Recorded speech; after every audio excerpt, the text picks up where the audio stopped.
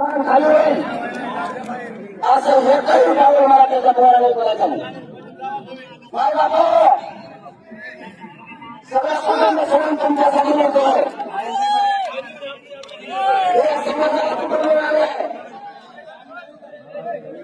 जर तुम्ही जर माझ्या कुटुंबाची म्हणजे तुमच्या कुटुंबाची आहे. माझा शब्द खाली पडू द्यायचा नाही कारण मी तुमच्या खाली पडू देतोय. माझं कुटुंब त्याची उभी राखल्यामुळे घरी तरी राहिलं पण या समाजाचं मला वाटलं द्यायचं नाही म्हणून कुणाला बोलायला सांगितलं नाही. उद्या करायचं नाही. जे ग्राउंड दिलंय त्या ग्राउंडवर राहायचं झोपायचं.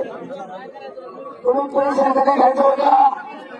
मी जर आघात मागायला नसतो तर आता मी आघात मागायला म्हणलं गेल्यानंतर तुम्ही इथून 50 किलोमीटर जास्त झोपा.